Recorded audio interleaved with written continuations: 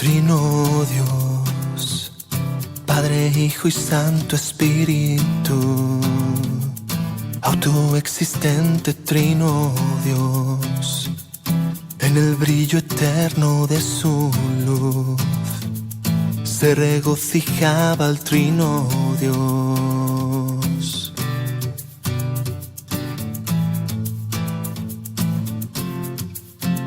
Trino Dios, el Padre decretaba el gran plan, el Hijo se entregaba a Trino Dios, su Espíritu aplicaba la verdad, y juntos se gozaban Trino Dios.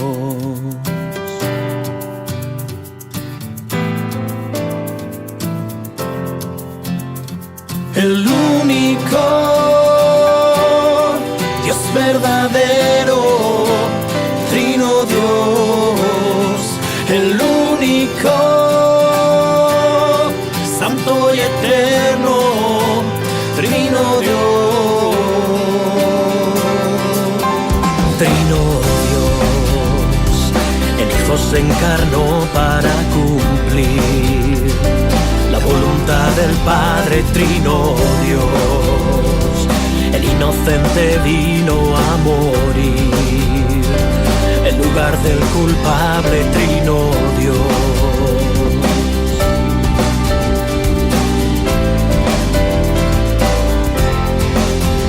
Trino Dios, la sangre de la cruz me ha hecho vivir, tú me justificaste, Trino Dios, el Santo Espíritu hoy mora en mí, para santificarme, Trino Dios.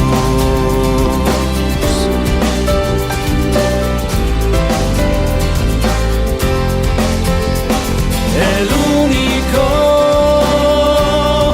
Dios verdadero, Trino Dios, el único, santo y eterno, Trino Dios. Trino Dios, Señor y juez de toda creación, esperamos tu día, Trino Dios, deseamos ver tu triunfo, Señor, doblando las rodillas ante el único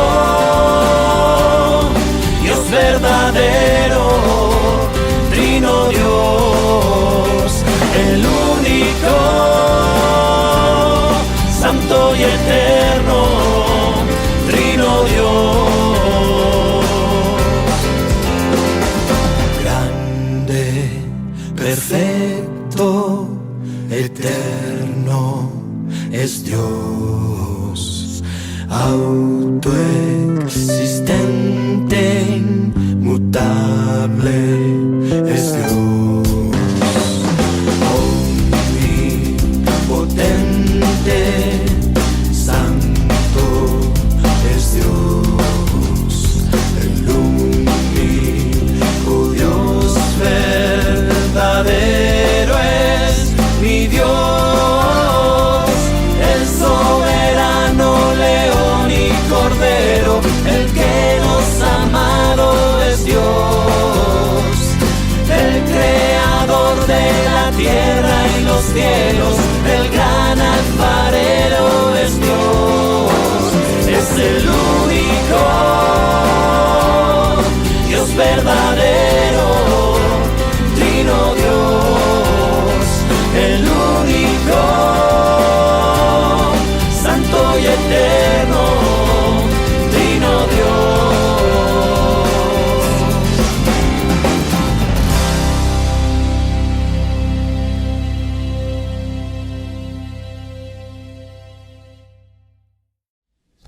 Muy buenos días, queridos hermanos. El Señor les bendiga de nuevo para aprender de la palabra de Dios. Hoy estamos en nuestro último estudio, nuestro último estudio acerca de los atributos de Dios. Y es un poco particular porque hoy vamos a aprender acerca de la Trinidad. Por eso quiero que leamos en Juan capítulo 1, versículos 1 al 5. Juan capítulo 1, versículos 1 al 5, para luego tener una introducción y avanzar en nuestro estudio hacia el final. Dice así la palabra del Señor: en el principio era el Verbo, y el Verbo era con Dios, y el Verbo era Dios. Este era en el principio con Dios. Todas las cosas por Él fueron hechas, y sin Él nada de lo que ha sido hecho fue hecho. En Él estaba la vida, y la vida era la luz de los hombres. La luz en las tinieblas resplandece, y las tinieblas no prevalecieron contra ella. Tengamos una palabra de oración.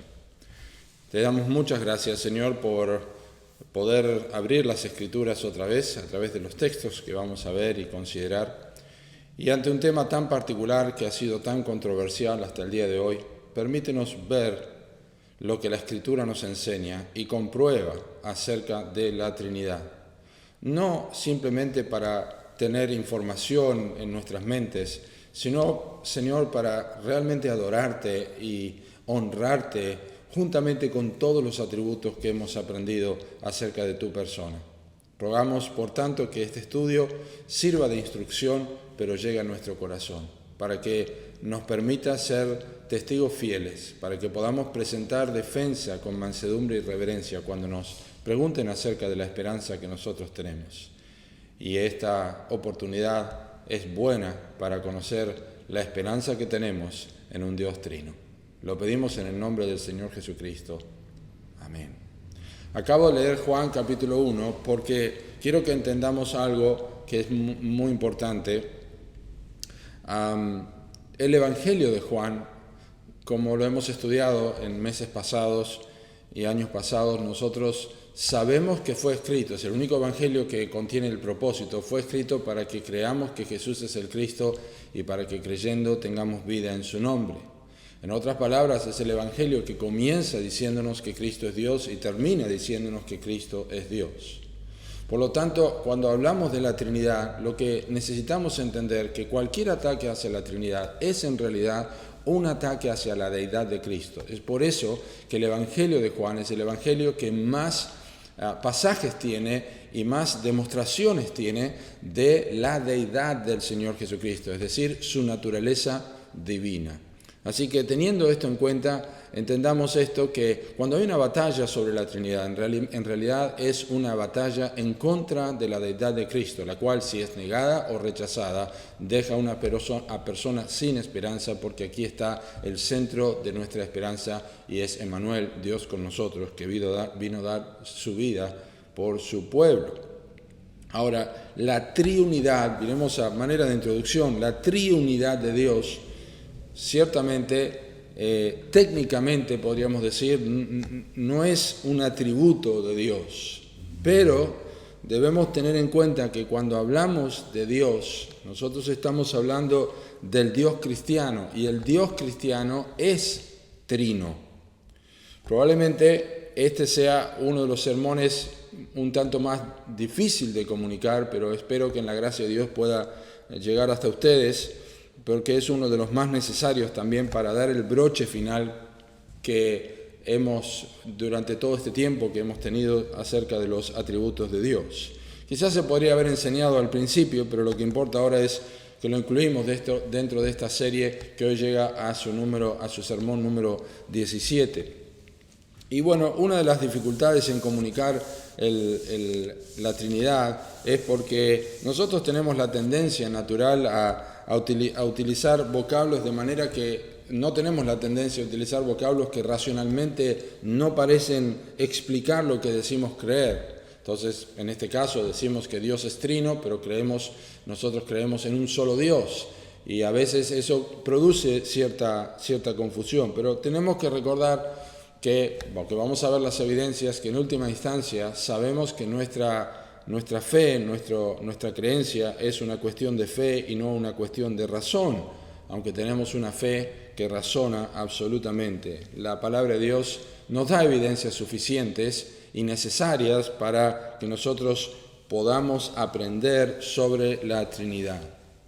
Dicho esto, les menciono que esta enseñanza, que voy a compartir surge de varias lecturas que tienen que ver con la teología y que he resumido de la mejor manera posible para que este último sermón pueda ser beneficioso para cada uno de ustedes. Eso es lo que es un desafío, tener que leer, estudiar y meditar sobre un tema como este y aprender de otros teólogos que también nos han enseñado.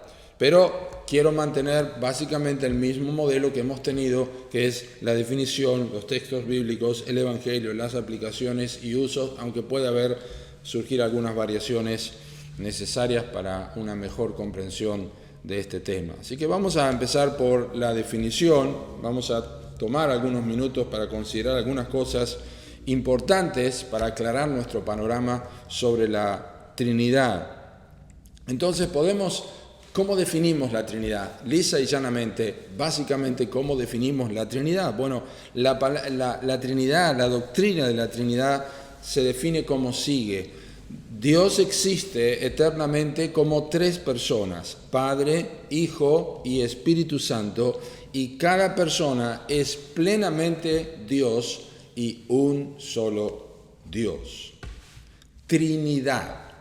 Esta es una palabra que significa triunidad o tres en uno y que se utiliza para resumir la enseñanza bíblica justamente de Dios en tres personas o sustancias, como también se podría decir, y si tenemos tiempo lo explicaremos.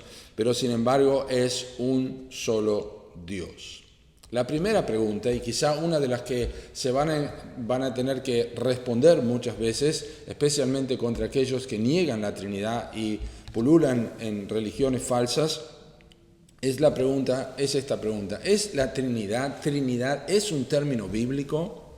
Bueno, la palabra no aparece en las Escrituras, claro que no aparece en las Escrituras, pero lo que hace esta palabra es capturar en un vocablo la enseñanza que posee la Biblia acerca de esta unidad que tiene Dios y a la vez la afirmación de una triple personalidad. Cuando uno entiende esto desde la perspectiva bíblica, el término triunidad, entonces entendemos que lo define de manera clara y de manera convincente. En pocas palabras, si el concepto de la triunidad está en la Biblia, no deberíamos tener problema en utilizar un vocablo que lo pueda definir. Y eso es importante que lo veamos. Bien, hablando acerca del término triunidad, pero pensemos o tratemos de remontarnos a dónde surge o cuándo la Iglesia comenzó a utilizar el término triunidad o trinidad. Y para eso tenemos que hablar de lo que se conoce como la precisión teológica. Muchos de los términos teológicos, como por ejemplo Trinidad, surgieron a través de la historia de la Iglesia justamente debido a la importancia de rebatir con precisión teológica la ambigüedad teológica. La palabra ambigüedad o ambiguo o algo ambiguo es algo que puede entenderse o interpretarse de diversas maneras. Entonces había personas que hablaban de la teología con términos ambiguos, diciendo algo que quizá podía significar una cosa o podía significar otra. Y este era un arma muy importante para los herejes en cuanto a la teología, porque premeditadamente degeneraban la doctrina y degeneraban la enseñanza a través de palabras, o como decimos, una ambigüedad premeditada, un término premeditado para quitarle de esta forma la precisión teológica a los conceptos y de esta forma, al quitarle la precisión, desparramaban una falsa doctrina. Muy importante que entendamos el término de precisión teológica en contraste a la ambigüedad teológica. Por ejemplo, vamos a ver un ejemplo de lo que es la precisión teológica. La precisión teológica se utilizó justamente en el tiempo de la Reforma, porque los reformadores, ustedes recuerdan cómo Lutero comenzó con Romanos 1, versículo 17, que la justicia de Dios es por medio de la fe, pues los reformadores batallaron por esta verdad y enseñaban que la justicia de Dios es una justicia imputada, es decir, foránea, recibida de afuera, nos es imputada, nos es puesta a nuestro favor. Pero la iglesia de entonces, la iglesia católica y por supuesto los herejes, hablaban de la justicia de Cristo como infundida en nosotros para que nuestras obras finalmente se convirtieran en el medio para nuestra justificación. Parecía similar porque uno diría, ¿somos justificados por Cristo? Sí, somos justificados por Cristo. Pero ¿de qué manera somos justificados por Cristo? Bueno, algunos decían, Él infunde la justicia para que nuestras obras tengan calidad y para que de esta forma Dios apruebe y nos pueda recibir en su presencia. No. Precisión teológica, decían los reformadores. La justicia es imputada, es puesta a nuestro favor de parte de Dios, porque nosotros estamos muertos en delitos y pecados. De manera que ustedes se dan cuenta que al no tener precisión teológica, nosotros estamos rechazando otra de las doctrinas cardinales de la Biblia que tiene que ver con la depravación total. ¿Y qué tiene que ver esto con la Trinidad? ¿Qué tiene que ver esto con la Trinidad? Bueno, necesitábamos tener precisión teológica, o los reformadores o la iglesia de los primeros siglos necesitaba tener precisión teológica sobre la triunidad de Dios. Este es un término acuñado justamente por esta razón. La iglesia ha usado el término triunidad para acallar la boca de los herejes, que son aquellos que enseñan lo que se llama el triteísmo, o sea, la idea de que hay tres dioses o que hay un Dios que se manifiesta en diferentes modos. Y aquellos que niegan la tripersonalidad de Dios, insistiendo en alguna postura unitaria, están negando la fe. Cuando una persona reacciona, por ejemplo, a la palabra Trinidad, nosotros descubrimos a alguien puntualmente que rechaza lo que la Biblia enseña con claridad. Es muy importante. El pastor J.I. Packer fue probablemente quien determinó o utilizó por primera vez el término inerrancia en cuanto a las Escrituras, la inerrancia. Y esto hace que las personas, cuando le preguntamos si creen en la Biblia, dirán que sí, que creen que la Biblia es la palabra de Dios. Y si les preguntamos si creen que la Biblia que posee inerrancia, entonces allí podemos saber si realmente creen esto. Oh, no, bueno, tiene errores, tiene algunas cosas. Creo que es la palabra de Dios, pero no es completa o le falta algo. Eso es cuando decimos que usamos precisión teológica. La precisión teológica es, la Biblia es inerrante, es infalible. Este caso también se aplica a la Trinidad. La palabra Trinidad expresa perfectamente lo que la Iglesia ha creído y ha confesado a través de la historia. Es una palabra teológicamente precisa para explicar lo que creemos acerca de la persona de Dios.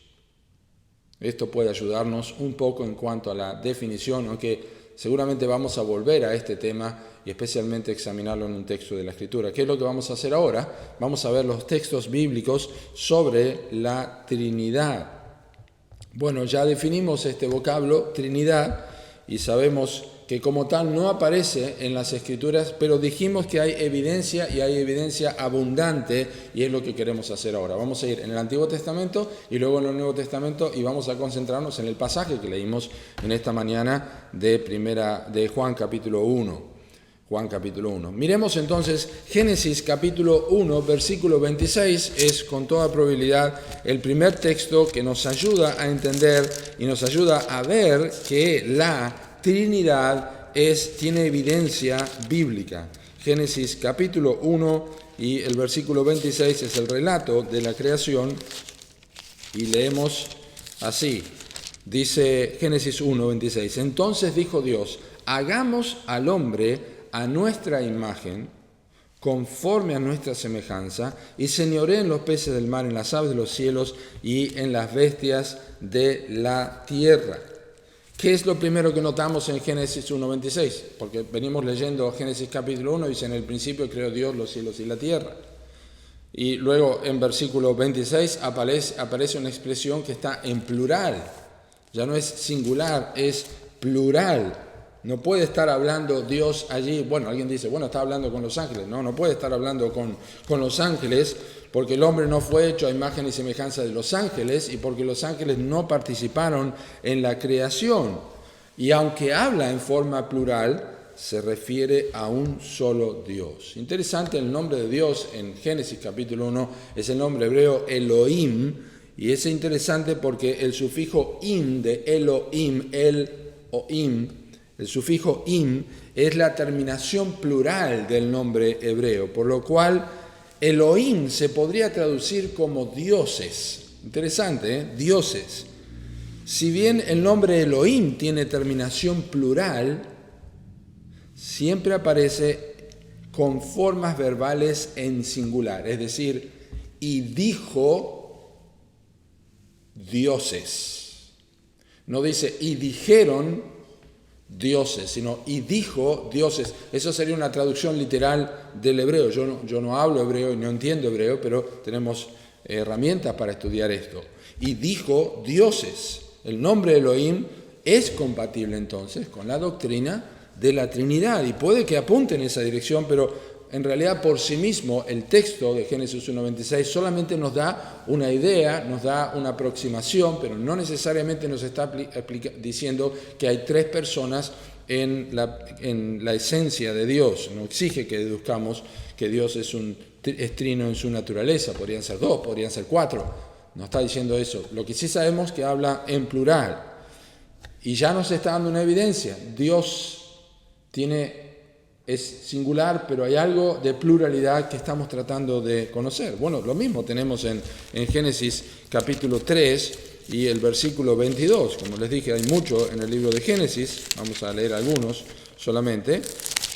Pero allí está en Génesis 3:22, también pasaje que conocemos. Y Jehová, Dios dijo, he aquí el hombre es como uno de nosotros.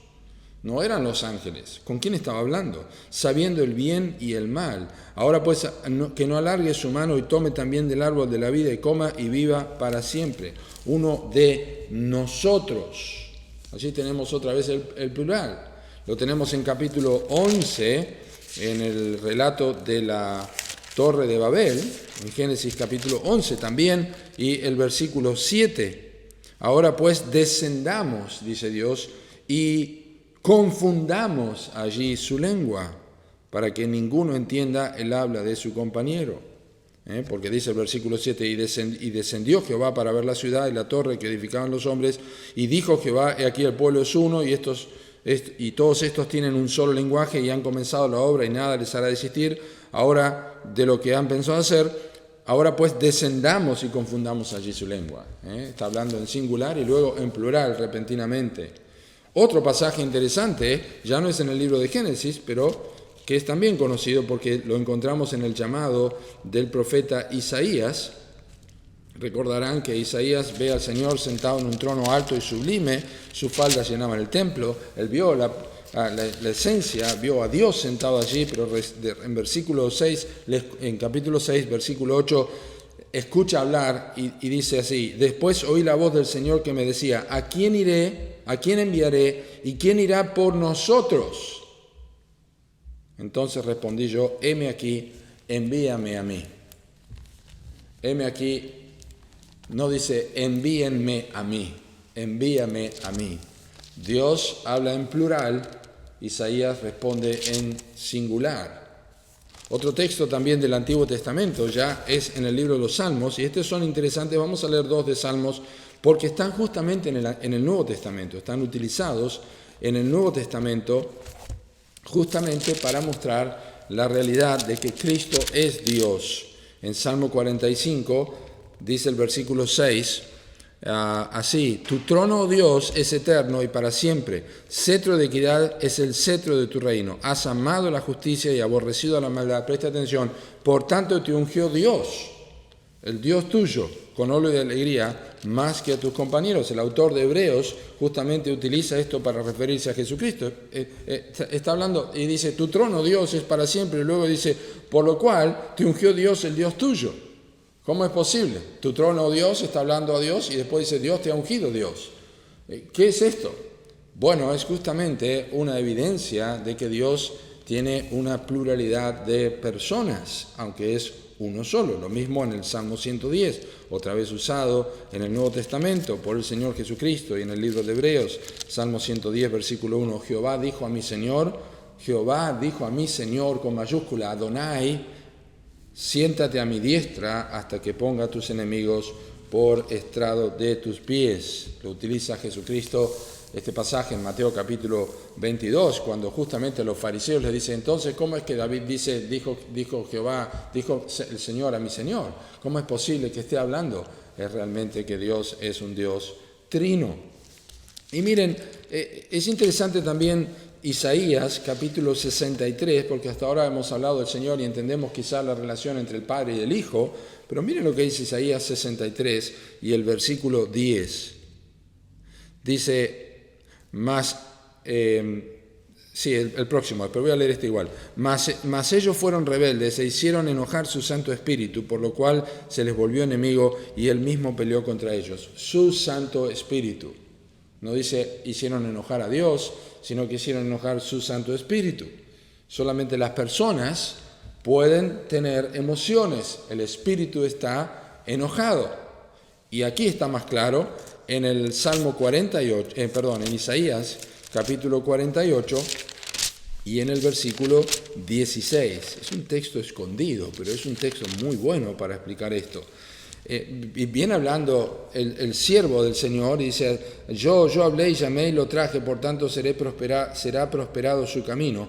Acercaos a mí, oíd esto, desde el principio no hablé en secreto, desde que eso se hizo, allí estaba yo, y ahora me envió Jehová el Señor y su Espíritu. Tremendo, ¿verdad?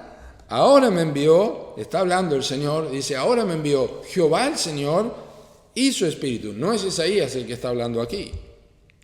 No es Isaías. Es Dios mismo hablando.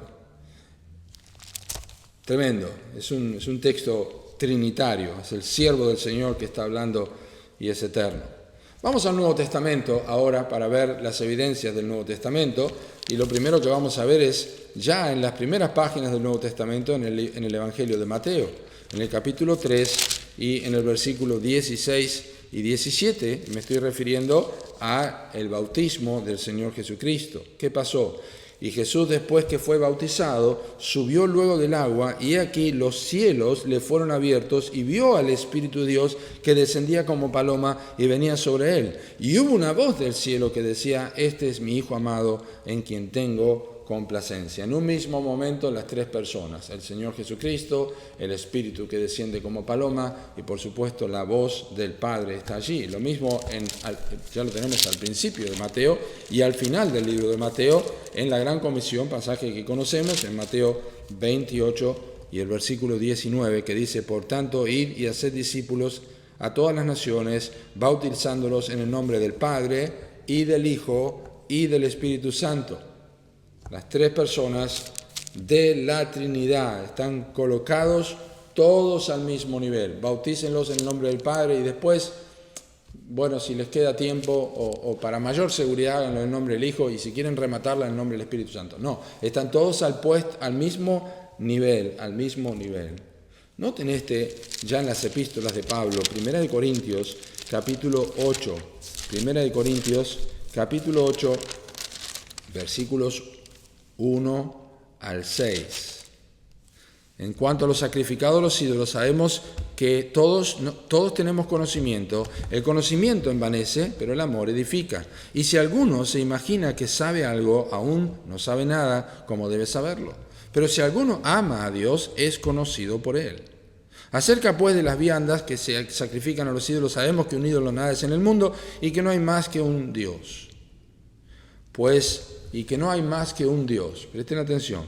Pues aunque haya algunos que se llamen dioses con minúscula hasta allí, sea en el cielo o en la tierra, como hay muchos dioses y muchos señores, para nosotros, sin embargo, dice Pablo, solo hay un Dios, el Padre, del cual proceden todas las cosas, y nosotros somos para Él, y un Señor, Jesucristo, y por medio del cual son todas las cosas, y nosotros por medio de Él.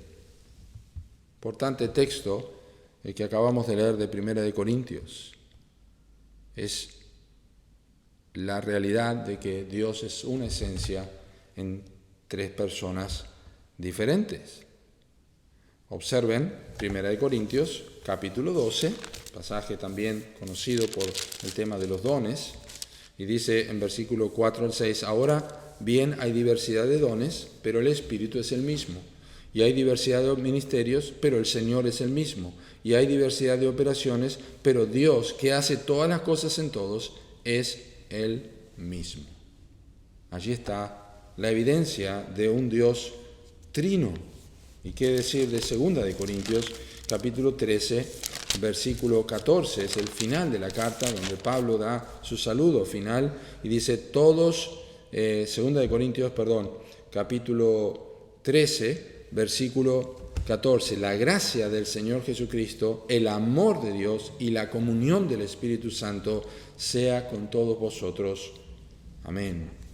Cuando llegamos al libro de Efesios, y yo solamente vamos a ver 2 pasajes más, en el libro de Efesios, en el capítulo 4, en esta declaración de fe, el apóstol dice en versículos 4 al 6, así, un cuerpo y un espíritu, como fuisteis también llamados en una misma esperanza de vuestra vocación, un Señor, una fe, un bautismo, un Dios y Padre de todos, el cual es sobre todos y en todos. Otra vez evidencia de la Trinidad. Primera de Pedro, capítulo 1, este es el anteúltimo, Primera de Pedro, capítulo 1, y el versículo 2. Dice así, elegidos según la presencia de Dios Padre en santificación del Espíritu, para obedecer y ser rociados con la sangre de Jesucristo, gracia y paz os sean multiplicadas. La aseveración de Pedro a los perseguidos acerca de la Trinidad, y finalmente en Judas, versículo 20 y 21 nos dice, pero vosotros, amados, edificando sobre vuestra santísima fe, orando en el Espíritu Santo, conservaos en el amor de Dios, esperando la misericordia de nuestro Señor Jesucristo para vida eterna. Ahí tenemos textos, hermanos, del Antiguo Testamento y del Nuevo Testamento que nos ayudan a corroborar y muestran la evidencia de que la Trinidad es una realidad, aunque el nombre como tal, el vocablo como tal, no aparezca en el Nuevo Testamento. Y esto es lo que vamos a hacer ahora. Vamos a mirar en el Evangelio de Juan, así que si ustedes quieren de nuevo ir al Evangelio de Juan, en el capítulo 1, pero es interesante que notemos algo al entrar de lleno en este pasaje, que no vamos a verlo completamente, sino mencionar las primeras expresiones del primer versículo, porque son importantes. Es importante que notemos esto, y es que el Evangelio de Juan, como dije, fue escrito al principio para que nosotros creamos que Jesús es el Cristo. Por tanto, cuando Juan escribió este Evangelio, para mostrar que Jesús es el Cristo, debía demostrar la identidad del Mesías. Y, por supuesto, la demostración de su tesis, que es el Evangelio de Juan, permitiría batallar en contra de aquellos que negaban la Trinidad o que podrían negar la Trinidad. En el tiempo en que Juan escribió, todavía no había una batalla como surgió ya más adelante, en el tercer siglo, en los primeros siglos de la Iglesia, pero especialmente en el tercer siglo, en el segundo y el tercer siglo, acerca de la Trinidad o la persona del Señor Jesucristo, puntualmente en la persona de Jesucristo. Y Juan se encarga de defender, por supuesto, la naturaleza divina de Cristo, quizá como ninguno otro en el Nuevo Testamento, porque el Evangelio de Juan contiene, como dije, reiteradas evidencias de la deidad del Señor Jesucristo. Digamos que la cantidad de veces que yo soy, Jesucristo dice yo soy en este Evangelio, están utilizados intencionalmente porque Juan quiere demostrar que Jesús es Dios. Y en cada una de estas declaraciones, la palabra yo soy, en el Nuevo Testamento griego, la expresión en el Nuevo Testamento griego es ego eimi. Ego eimi. Es exactamente la traducción al griego de lo que es en el Antiguo Testamento yo soy. Además de estas palabras griegas, son las que traducen el nombre de Dios, el nombre esencial de Dios, como acabo de decir, Jehová desde el hebreo. Jesús lo que está haciendo al usar esta construcción para sí mismo, está haciéndose igual a Dios. Especialmente, antes de detenernos en Juan 1, especialmente, y los que están en la lectura cronológica lo han leído en el día de ayer, Juan capítulo 8, Jesús está discutiendo con los fariseos y dice en capítulo 8, versículo 56, Abraham vuestro padre se gozó de que había de ver mi día, y lo vio y se gozó. Entonces le dijeron los judíos, ¿aún no tienes 50 años? ¿Y has visto a Abraham? Escuche, Jesús le dijo, de cierto os digo, antes que Abraham fuese, yo soy. No, yo fui o yo era, yo soy. Escuchen la respuesta. Versículo 59. Tomaron entonces piedras para arrojárselas, pero Jesús se escondió y salió del templo y atravesando por en medio de ellos, se fue. ¿Por qué tomaron piedras para apedrearle? Porque cuando él dijo antes que Abraham fuese yo soy, ego eimi, estaba usando el nombre del Dios del Antiguo Testamento, el nombre de Jehová. El mismo Evangelio de Juan, en Juan capítulo 20, recuerdan la confesión de Tomás. Si no me tiene mi mano en su costado y no viere la señal de los clavos, no creeré. Y Jesús lo hace tocar y le dice, no seas incrédulo sino creyente. Y la expresión de Tomás, que se postró delante de Jesús, dice, Señor mío y Dios mío, y adoró. Y Jesús no impidió a Tomás que lo adorara. Sabemos en el Nuevo Testamento que hombres en el libro de Hechos, por ejemplo en Hechos capítulo 14, tanto Pablo como Bernabé pedían a la persona que no los adoraran, se lanzaron entre ellos para decirle, no hagan esta cosa, nosotros somos hombres como ustedes. Los ángeles tampoco aceptaban adoración. En el libro de Apocalipsis sabemos que eso fue lo que le dijo a Juan el ángel que se le apareció. Yo soy consiervo tuyo. Pero en este caso el Señor Jesucristo recibió la adoración de Tomás. ¿Por qué? Porque solamente Dios merece adoración y Él es Dios. Ahora sí, vamos a Juan capítulo 1, versículos 1 al 5. Vamos a detenernos un momento y quizás es la parte más complicada de expresar. Espero hacerlo en la gracia del Señor para provecho de cada uno. Es fundamental y la importancia es tal que requiere que nosotros le dediquemos un momento aparte a Juan 1, 1 al 5 y un poco de historia. Entonces voy a tratar de ir lento buscando explicar todo esto con ayuda de los teólogos, sin duda que me han ayudado muchísimo leerlos y también escucharlos. Ninguna porción del Nuevo Testamento capturó la atención de la iglesia o de la comunidad intelectual cristiana en los primeros 3 siglos de su historia, como lo es Juan capítulo 1, versículos 1 al 5. Cuando ellos trataban de entender o interpretar o comprender la persona de Cristo, la iglesia se preocupaba virtualmente por la alta visión de Cristo que expresa este prólogo que leímos. Ellos querían entender la persona de Cristo y entonces querían saber qué significaba este pasaje y esta alta visión que tiene Juan cuando escribe y relata Juan 1, y 2, donde muestra que el Verbo era Dios. Entonces los creyentes de los primeros siglos, ellos, los padres de la iglesia, desarrollaron lo que se conoce como la cristología del logos o del verbo. La palabra verbo que tenemos en español, en griego es el logos. Palabra significa logos, verbo, o la comprensión de Cristo como el verbo. Eso es lo que ellos se preocuparon, la cristología del logos. El logos es Cristo, ellos querían entenderlo. Y estas son las palabras iniciales del Evangelio de Juan. Bueno, esto fue de gran importancia, como sabemos, en la historia de la Iglesia. Los primeros 300 años de reflexión teológica de la Iglesia, interesante, 300 años de reflexión teológica de la Iglesia, se centraron en estos 5 versículos de Juan, la cristología. Dominó, por así decir, el pensamiento de la iglesia. Se hablaba, se examinaba, se charlaba, se escribía acerca de la cristología del logos, dominaba el pensamiento. Los teólogos y los padres de la iglesia examinaban y miraban y observaban qué es lo que realmente está diciendo este texto.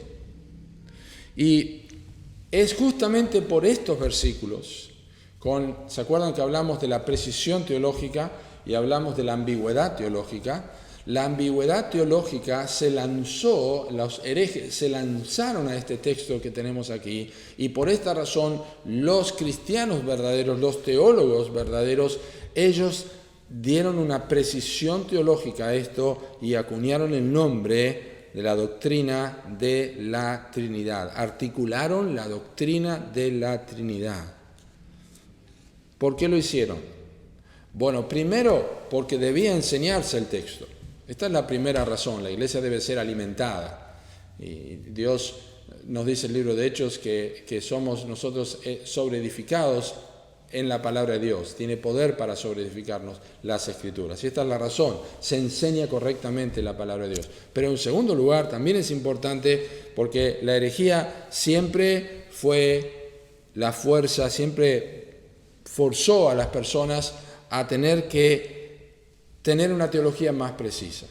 Por un lado enseñaban y por otro lado, como los ataques herejes venían cada vez más, esto forzó a los teólogos y a la iglesia cristiana a definir, a tener una teología precisa para poder avanzar y no desviarse en falsas enseñanzas. Cuando leemos Juan 1:1, ¿qué nos parece o a qué nos recuerda? En el principio era el Verbo. Obviamente nos recuerda al libro de Génesis. Al libro de Génesis. En el principio creó Dios los cielos y la tierra. Ahora, la manera en que ellos lo estudiaron y que lo debemos hacer nosotros también es prestar atención a las palabras que usó Juan porque son inspiradas por el Espíritu Santo. Nosotros tenemos 3 palabras en el principio, pero en griego son 2 palabras que son las palabras en archei. No sé cómo se pronuncian, pero es muy similar a esto y ahora van a ver por qué. En archei. Son 2 palabras en griego. En archei. ¿Qué significa archei? Bueno, archei básicamente significa principio. Hay una gran historia detrás de la palabra principio. ¿Y por qué Juan escribió esto? Tenemos que entender esto. Juan escribía y había contemporáneos en su tiempo. Y muchos de estos contemporáneos eran los filósofos griegos. Los filósofos griegos siempre estuvieron buscando el archei, el principio de todas las cosas, o el logos de todas las cosas, como ellos lo llamaban, la primera palabra, la esencial, la principal. Ellos buscaban esto. Por eso es que archei puede ser traducida como principio, como gobernador, como principal, como grande. Y ellos creían esto, que el logos era el archei. Les doy un ejemplo. Lo más grande, el principio, lo que gobierna, archei. ¿Cómo es usada en español? Bueno, por ejemplo, piensen en la palabra arcángel. Sabemos que hay ángeles y hay arcángeles. Cuando los comparamos, ¿qué entendemos? Que el arcángel tiene una posición superior, porque es arcángel, es superior a otros ángeles. O cuando hablamos, por ejemplo, en nuestra vida cotidiana, si no lo usamos mucho la palabra, pero hablamos de nuestro archienemigo. ¿Por qué decimos que hay archienemigos? ¿Por qué? O archirrivales. Bueno, porque es un rival o es un enemigo superior a otros enemigos. En los clásicos del fútbol podríamos decir los archirrivales y los rivales de los grandes equipos en las ligas del mundo. ¿Cuál es el archirrival de Barcelona? Bueno, es el Real Madrid, ¿verdad? Y así en diferentes lugares. Es el mayor, es el superior. En la iglesia o en la casta de la iglesia también se hablaba de él. Está el obispo o está el arzobispo. De ahí viene la expresión. Entonces, los estudiosos de aquel tiempo preguntaban, espero que me puedan ir siguiendo, se preguntaban quién era este archei, quién era este superior a todo, quién era este gobernador o quién era este monarca. De allí viene la palabra monarca también, monarca. Monarca es un solo gobernante, el monarca. Los que tienen monarquía, los países que tienen monarquía o que tenían monarquía, son países que son gobernados por un principal. Uno, arquía o archei, gobierno. Entonces estos filósofos y estos estudiosos, no los cristianos, pero todos aquellos filósofos que trataban de orientarse hacia el principio de todo, decían, este arquei, este gobernador, ¿es uno solo o son varios? ¿Es una singularidad o es una pluralidad? Y bueno, los filósofos griegos llegaron a creer que era un gobierno singular, el monoarquei o monarca, autoridad singular. Ahora, el judaísmo creció como una religión monoteísta, un solo rey, monárquica, alrededor de naciones con politeísmo, muchos dioses, y muchos gobernantes. Los judíos eran monoteístas o monárquicos, un ser principal por encima de todo, un creador, un rey del universo, un solo monarca supremo. Por eso son monoteístas, porque hay un solo Dios. La iglesia primitiva, cuando nació el cristianismo, la iglesia primitiva obviamente abrazaba el monoteísmo, porque el pecado más grave era el pecado de la idolatría. Es el pecado de la idolatría que comienza en Génesis 3, cuando Satanás dice a Adán y Eva, seréis como Dios. Tiene que haber otro. Pueden ser similares a Dios. No, Dios es uno solo. La idolatría es el pecado principal que se ocasionó a través de la desobediencia. Romanos capítulo 1 dice, ellos no aprobaron tener en cuenta a Dios. No tuvieron en cuenta a Dios, lo negaron.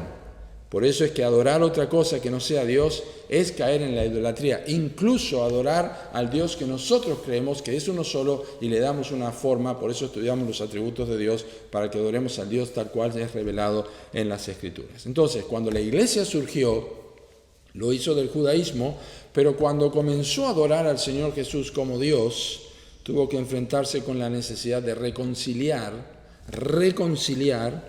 la multitud de textos bíblicos que aseveran que Jesús es Dios.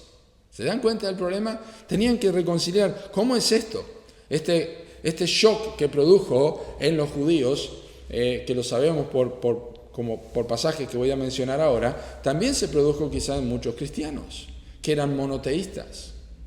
Por ejemplo, Jesús habla del yo soy. Él usa, Jesús, como dijimos, usa el vocablo yo soy o el título yo soy que le pertenece a Dios. También se habla de Jesús como Señor, que es el Adonai del Antiguo Testamento que se refiere a Dios. O el término más familiar y el que más Cristo se aplicó a sí mismo, que es el Hijo del Hombre, que es una referencia a Daniel capítulo 9, donde allí está el anciano de días y el Hijo del Hombre que sale en la presencia de Dios.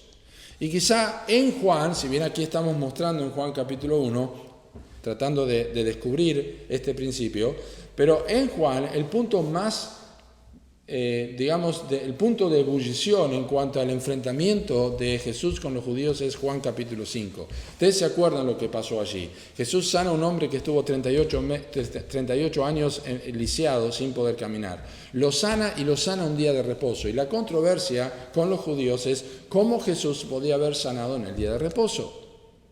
¿Por qué no guardaba el día de reposo? Jesús les dice que Dios es Señor del día, el Hijo del Hombre es Señor del día de reposo.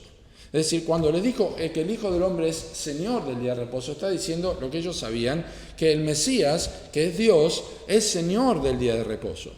Los judíos estaban pensando, ¿por qué estás quebrantando el día de reposo? Solamente hay uno que no puede quebrantar el día de reposo. Dios es el único que no está sujeto al día de reposo. Y Jesús les estaba diciendo, por eso es que no hay problema.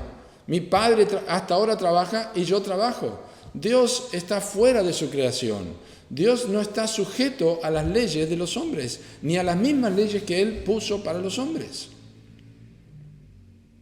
Y por supuesto lo quisieron apedrear. Pero allí en Juan 5 comienza esta controversia, porque Jesús está mostrando su posición de gobernante, de superior. Tiene la misma autoridad de Dios, igualdad con Dios, el mismo poder, el mismo origen, la misma autoridad. Otro pasaje también que lleva a la misma conclusión es Marcos capítulo 2, está en otros evangelios también, pero cuando Jesús sana al hombre que es bajado por 4, allí en esa casa, Jesús le dice, tus pecados te son perdonados. No lo sana inmediatamente, le dice, tus pecados te son perdonados. ¿Qué dijeron los judíos? Comenzaron a cavilar en sus corazones. ¿Quién puede perdonar pecados sino solo Dios? Jesús le dijo, ¿por qué cavilás en vuestros corazones? ¿Qué es más fácil decir al paralítico, tus pecados te son perdonados, o decir, levántate y anda? Pues para que sepáis que el Hijo del Hombre, el Mesías, Dios hecho hombre, tiene potestad para perdonar pecados, a ti te digo, levántate, toma tu lecho y vete a tu casa. Y esto es una evidencia de que Jesús es Dios, su naturaleza divina. Entonces, volvemos a Juan capítulo 1, en el principio era el verbo, era el logos, y ahora dice, el verbo, el logos, el principio, el monarca, Juan 5, Juan 2, tengo autoridad, y el verbo era con Dios. El verbo era con Dios. Así tenemos esa palabra interesante, con, la palabra con, en el griego hay 3 palabras para con. El verbo era con Dios. Hay 3 palabras que son utilizadas en el verbo en diferentes circunstancias para referirse a la palabra con. La primera palabra, o una de las palabras, es la palabra para, que significa al lado de. Por eso usamos paracleto, acompañar al lado de, o para nosotros paramédico, es alguien que está al lado del médico. Ese es un uso de la palabra. Otro uso de la palabra con en el griego es la palabra sun, de donde viene nuestra palabra sincronizar, porque cuando sincronizamos nosotros ponemos 2 cosas a la par. O la sinagoga viene de la palabra sunagoga, que significa estar juntos, estar juntos. Y la tercera palabra para con es la palabra pros. La raíz de esta palabra pros en griego es prosekon, que significa rostro, la idea de que está en relación íntima. Entonces, esta palabra cara o rostro, al utilizarla aquí, justamente en Juan capítulo 1, el verbo era para con, el verbo era pros theos, con Dios. Está diciendo que Cristo estaba cara a cara. No hay relación más cercana que estar cara a cara. Muy interesante. Por eso la Biblia dice que nosotros miramos como un espejo a cara descubierta la gloria del Señor. Moisés veía al Señor cara a cara, su rostro resplandecía. Es una relación íntima, una relación directa. Y esto es lo que Juan está diciendo aquí. El verbo no solamente en el principio era el verbo, existía siempre, es el gobernador principal de siempre, sino que el verbo era con Dios. Bueno, allí podemos decir, son 2 personas, pero era con Dios, es una relación directa, íntima. Y podemos decir que son 2 entidades diferentes. Estaba el verbo con Dios, en el principio era el verbo, y el verbo era con Dios. Ahí tenemos 2. Pero la cuestión se pone difícil y explota realmente en la próxima frase. Y el verbo era Dios. ¿Cómo alguien puede ser identificado con Dios y a la vez ser distinto a Dios?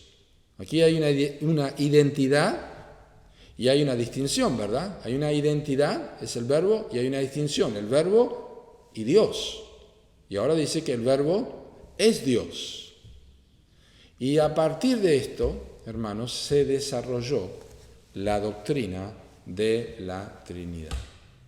La única respuesta, y con otros textos de la Escritura, está diciéndonos que Dios es uno en esencia y 3 en personas, porque no está aquí en discusión la persona del Espíritu Santo.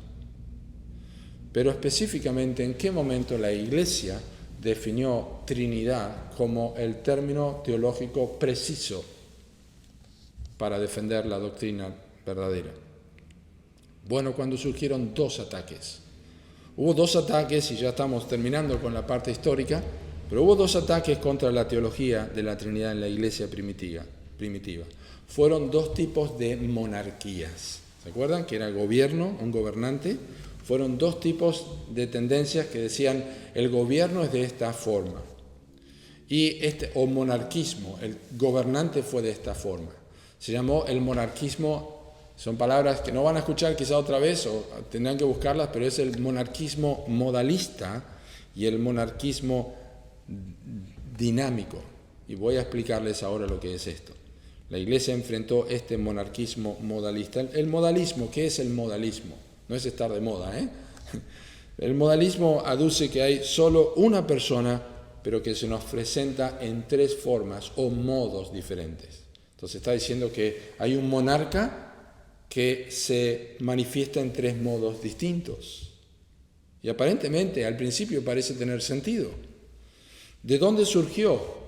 Presten atención, ¿de dónde surgió esta doctrina? Bueno, hubo un grupo de hombres que se llamaban los gnósticos, o la gnosis decimos, la G no se pronuncia, la gnosis tiene que ver con el conocimiento, de allí viene la palabra diagnóstico, que es algo que permite distinguir algo de otra cosa. Bueno, los gnósticos creían que ellos tenían un conocimiento místico que superaba incluso al conocimiento o superior al de los apóstoles y que influenciaba con su esencia. Este conocimiento místico influenciaba a otros. Entonces, en el tercer siglo de la Iglesia, ya en el año 300 después de Cristo, un falso maestro llamado Sabelio tomó esta idea de los gnósticos para decir que Dios era una influencia superior que emanaba en diferentes modos, diferentes niveles de seres. Él decía que Jesús era divino en el sentido de que participaba de Dios, por eso dice que el verbo era con Dios, el verbo era Dios, porque participaba con Dios en su esencia, pero está en un nivel inferior a Dios. Por eso su analogía favorita, la analogía favorita de Sabelio, era la analogía del sol, ¿no? El sol sabemos que es una gran bola de fuego que emite su luz y decimos que emite sus rayos, y por supuesto no es lo mismo los rayos de luz aquí en el planeta Tierra que en el mismo núcleo del sol, pero así como esos rayos se extienden en diferentes niveles, son la esencia del sol, pero no es el sol mismo, que está a kilómetros de distancia. Pues Sabelio creía que Jesús era de la misma esencia de Dios, pero no era Dios.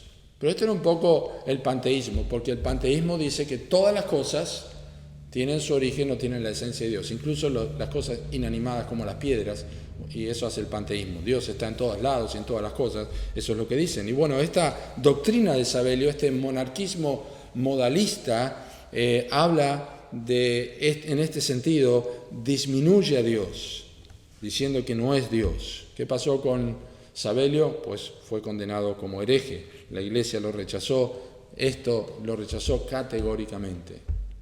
Y tuvo tranquilidad la Iglesia por un tiempo, pero después surgió otra doctrina, otra herejía, que era peor que esta, y es el monarquismo dinámico, que surgió a partir de Arrio y se conoce como el arrianismo, que remonta a este hombre, los testigos de Jehová actuales y todos aquellos que rechazan la deidad de Jesucristo. La enseñanza de Arrio era que el Logos era superior a todo, pero creado. El Logos fue creado. Arrio enseñaba que Dios Padre, en cierto modo, creó al Hijo y que antes de eso el Hijo no existía. Por eso toman los textos que habla del primogénito de la creación o que fue engendrado por Dios. Y aunque el Hijo es un ser celestial que existía antes del resto de la creación y que es mucho mayor a que todo el resto de la creación, con todo no es igual a Dios el Padre en sus atributos. Y por supuesto pasajes como Colosenses 1 y otros eran sus textos favoritos. Bueno, el concilio de Nicea, allí en el tercer siglo, condenó a Arrio como hereje también. La disputa con Arrio, y me van a disculpar de alguna forma, porque quiero expresarles esto, a mí me encantó aprenderlo. La disputa con Arrio, con este hombre, en ese tiempo, después de lo que había pasado con Sabelio, la disputa con Arrio tenía que ver con dos palabras que se hicieron famosas en la historia de la doctrina cristiana. Escuchen con atención. homoousios es la palabra griega, que significa de la misma naturaleza.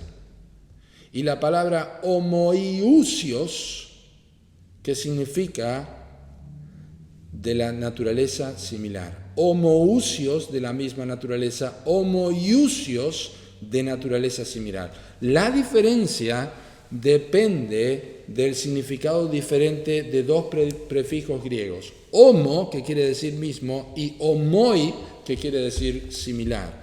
Arrio se contentaba con decir que Cristo era homoi, era similar en su ser celestial sobrenatural y que fue creado por Dios antes de la creación del resto del universo, por supuesto, incluso justamente era similar a Dios en su naturaleza. Por eso Arrio aceptaba la palabra homoiousios. Pero el concilio de Nicea, en el 325, y el concilio de Constantinopla, en el 381, se dieron cuenta que esto no era suficiente, porque si Cristo no era exactamente de la misma naturaleza que el Padre, no es plenamente Dios. Así que ambos concilios insistieron en que los creyentes ortodoxos confesaran que Jesús era o es homoousios, no homoiousios, sino homoousios, es decir, de la naturaleza similar, de la misma naturaleza que Dios. La diferencia entre las dos palabras, si prestaron atención, es una sola letra en griego, que es la palabra, la letra iota, la letra iota, una sola palabra. Algunos pensaron que habría sido muy necio discutir por una sola letra en una palabra, ¿verdad? Pero la diferencia entre dos palabras era profunda, y la presencia o ausencia de la iota, esta pequeña letra griega, realmente marcaba la diferencia entre el cristianismo bíblico, con una doctrina verdadera de la Trinidad, y una herejía que no aceptaba la plena deidad de Cristo y por consiguiente no era trinitaria y a la larga era destructiva para toda la fe cristiana. Precisión teológica. Cristo no es similar en naturaleza a Dios. Cristo es de la misma naturaleza y por eso ellos tomaron Juan 1 y dijeron Cristo es homoousios, es de la misma naturaleza que Dios. El verbo era Dios. Espero, hermanos, que esto sirva y que hayan sido beneficiados con esta parte de la enseñanza, porque ahora queremos ir a la recta final y hablar del Evangelio en la Trinidad. El Evangelio en la Trinidad.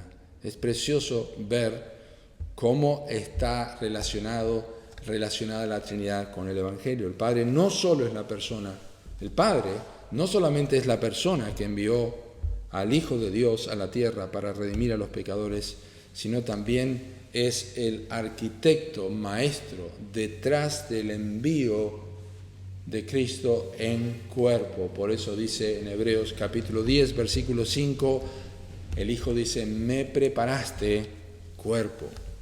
Al mismo tiempo, la formación de la naturaleza humana del Hijo de Dios en el vientre de la Virgen María fue obra del Espíritu Santo, lo sabemos por Lucas 1:35. El Espíritu Santo vendrá sobre ti y te cubrirá con tu sombra. Por tanto, el santo ser que nacerá será llamado Hijo de Dios. Pero la decisión, el Padre prepara el cuerpo, el Espíritu Santo permite la concepción y la decisión de tomar para su subsistencia una naturaleza humana era una prerrogativa que pertenecía al Hijo, que debía hacer todas las cosas libremente y de buena voluntad. Por eso el Señor Jesucristo dijo en Juan 6:38, yo he venido del cielo no para hacer mi voluntad, sino la voluntad del que me envió. Es cierto, el Padre envió al Hijo, pero el Hijo vino voluntariamente, por obra del Espíritu Santo, sin ninguna coacción. Él asumió naturaleza humana. ¿Para qué?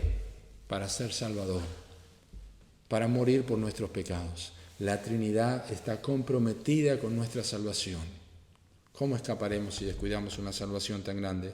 Y de manera similar, el apóstol Pablo saca a relucir el enfoque trinitario de la salvación en el primer capítulo de Efesios. Solo hace falta leer los primeros 14 versículos que son prácticamente una sola oración Y vemos que las obras de Dios para con nosotros se basan en el amor de Dios el Padre hacia nosotros en Cristo, que nos elige desde antes de la fundación del mundo. El Hijo se encarna y nosotros somos salvos por obra de su gracia, tenemos redención en su sangre, y el Espíritu Santo aplica a nosotros la obra de Cristo. Son las arras. El Espíritu Santo son las arras, es la garantía, sellado por el Espíritu Santo, dándonos todas las bendiciones espirituales, como dicen los versículos 13 y 14, que por tiempo ahora no los vamos a leer. Y además, la epístola de Pedro, que ya hemos leído, dice en versículo 2, en capítulo 1, elegidos según la presencia de Dios Padre en santificación del Espíritu, para obedecer y ser rociados con la sangre de Jesucristo. ¿Te das cuenta? El que dijo, hagamos al hombre en nuestra imagen y semejanza, se ha involucrado no solamente en la creación, sino también se ha involucrado completamente en nuestra redención. Qué precioso es. El Evangelio no es llevado a cabo por una sola persona de la Trinidad, sino por la Trinidad completa.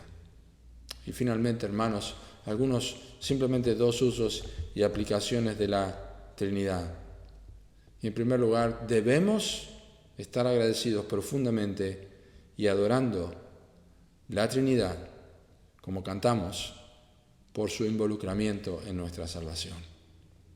Le damos gracias a Dios, al Padre, al Hijo y al Espíritu Santo por la gran salvación que Él ha llevado en nosotros, por la gran salvación que Él ha otorgado a nosotros.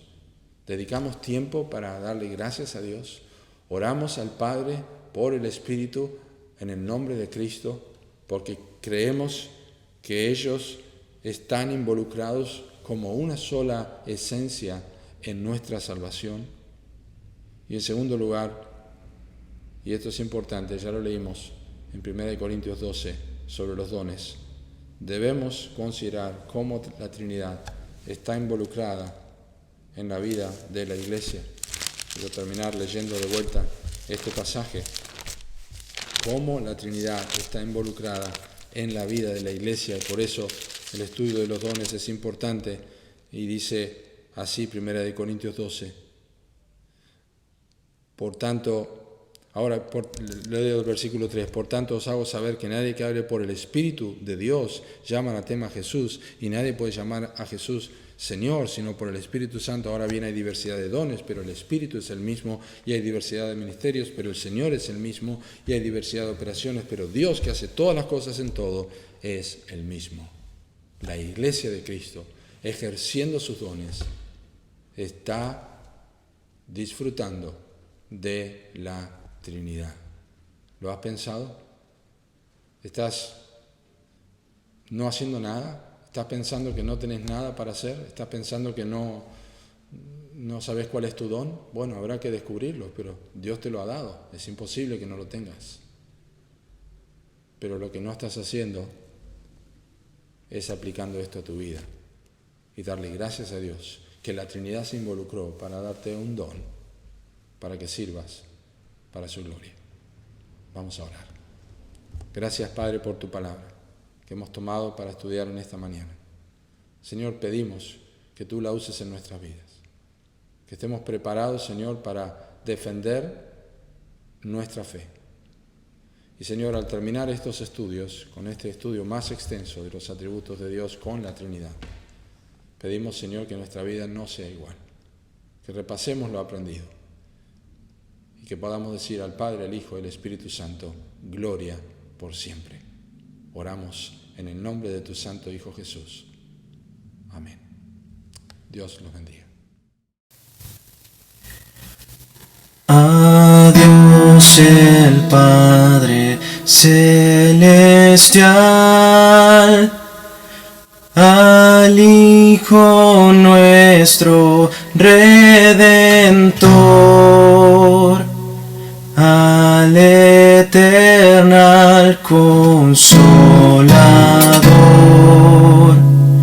alaba al Santo Trino Dios. Amén.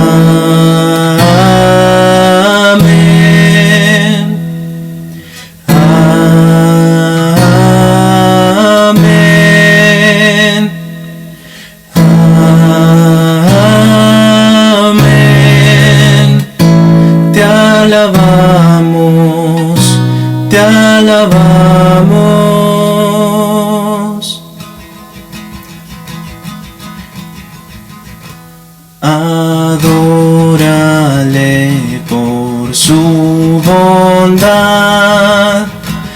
pues ha vencido nuestro Dios sobre la tumba, ya triunfó. Y es Cristo nuestro Salvador.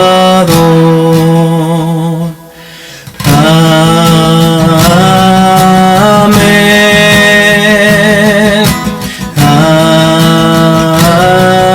Amén.